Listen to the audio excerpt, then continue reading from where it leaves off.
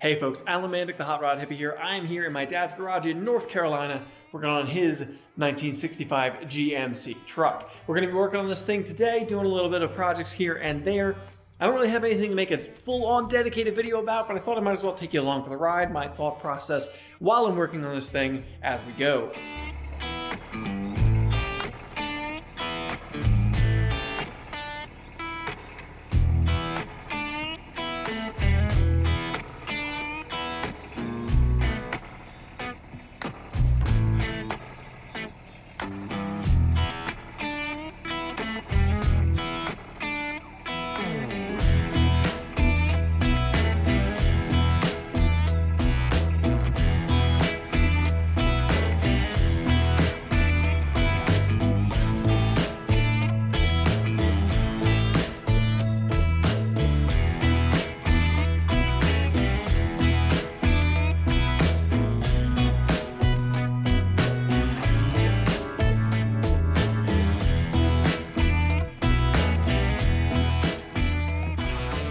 Basically, we're going to be doing this a little more vlog style. That's why we got just the action camera here. The good quality camera whole setup is over here. That's going to be for the dedicated, more in-depth videos that are on specific topics. This one I'll just use for the quick little videos where I'm going to show you what I'm doing.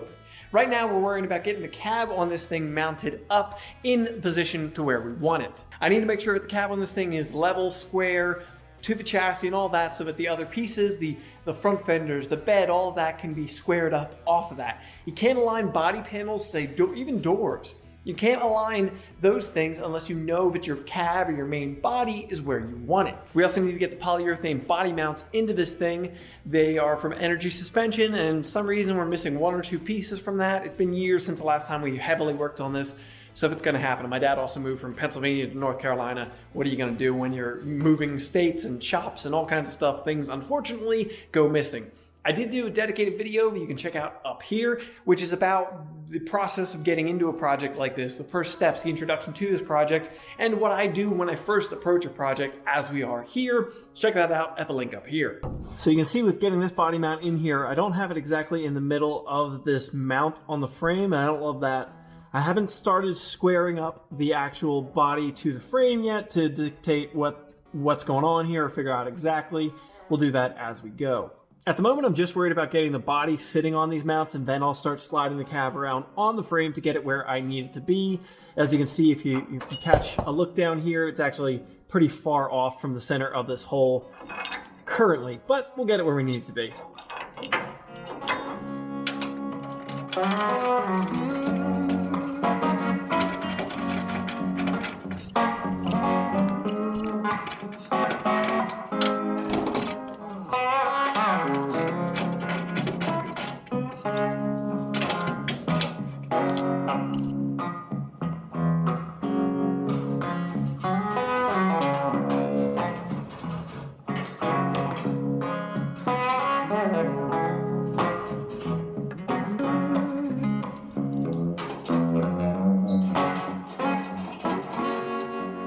We worked out getting the bushings for the body mounting into a position that I felt was acceptable for what we're going to be doing with this thing.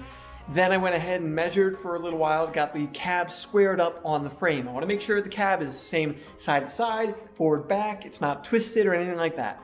The cab is going to dictate the entire front end, where the position of the bed is. That is the most critical thing. The body on the frame needs to be where I need it to be so everything else can be lined up. The next step I wanted to get to was the doors on this thing, because when I mount the fender on here, this fender meets this door. There's no pillar in between there or anything, so I need this door to be in position where it's going to be when the fender goes on to help me dictate where the fender goes. Building and putting together a car in very many ways is like a jigsaw puzzle, and while it is open to interpretation, the actual steps required to go from point A to point B, personally, this is the way I like to do it. While trying to fit this door onto this truck, I was mainly focusing on how it fit to the rocker panel, how it fit to the B pillar, and then the top edge, the upper edge of the roof line. Now in doing that, I actually started to realize that the rocker panel that had been replaced by somebody else previously was in too far. When they installed it, they kind of just bolted it up where it was going to go, clamped it in, and welded it on.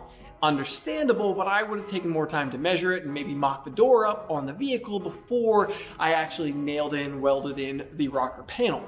So as such, I ended up with the rocker panel being too far in toward the inside of the body where it wouldn't allow me to get the door aligned. I would have had to move the door in too far to match the rocker panel. It just wouldn't have been correct. The rocker panel has to come out and meet the door. To achieve this, I'm going to have to grind the welds that were put onto this rocker panel out of there so I can go ahead and loosen up the front end of it so I can free it up and pull it out to meet up with the actual door.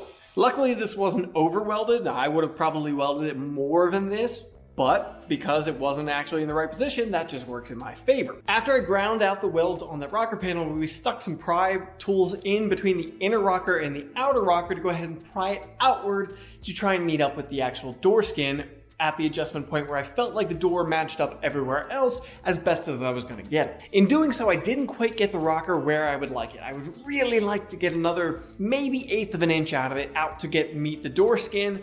Unfortunately, it was a kind of a point of diminishing returns. To get much more out of it was going to require far more effort than I felt was necessarily worth it for this project in particular.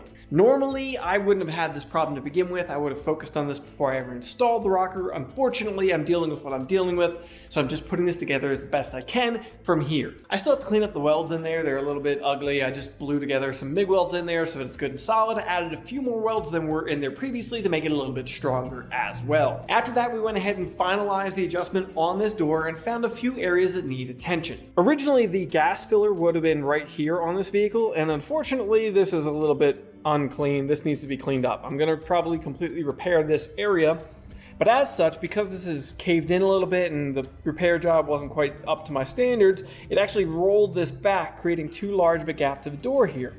So when I repair this, I'll bring that B pillar closer together to this door to match up that gap better. The other issue we ran into was the gap in the front of the rocker to the door is pretty darn good.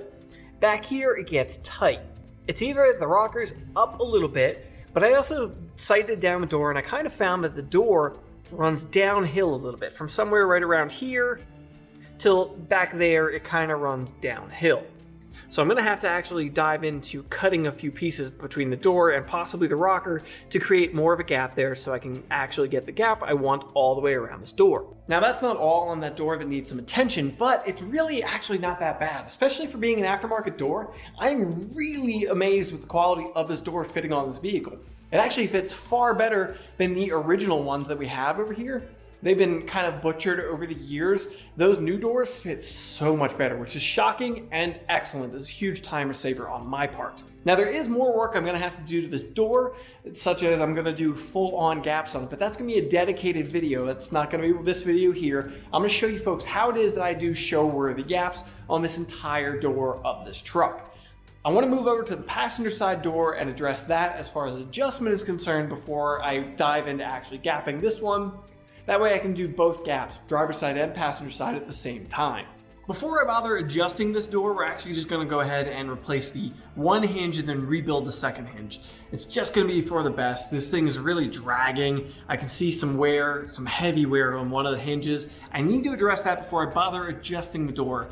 I don't want to go ahead and adjust the door with these hinges, then decide later to replace them, and then screw up my adjustment in that process. There's no point to doing that. We're going to get those replaced, then we'll adjust this door. And once I adjust this door, I can determine what needs to happen as far as getting a good gap on it, so I can film that entire video about how I get door gaps. All right, folks, I think that's going to wrap it up for this video. There is more I could show you, but I'm going to be making a whole bunch of videos around this truck showing you all the way around it. I hope you found this video interesting. Let me know in the comments down below if you actually find this type of video interesting, a little more relaxed, just showing you what it is that I'm actually doing while I'm doing it. Let me know in the comments down below what you think about that. All right, folks, until the next time, drop the video a like if you found it interesting. Let me know in the comments down below. Do you want to see more videos like this one? Let me know what you're thinking in the comments down below. And get subscribed to keep up to date with all the Hot Rod Hippie content. Thanks for coming around, folks.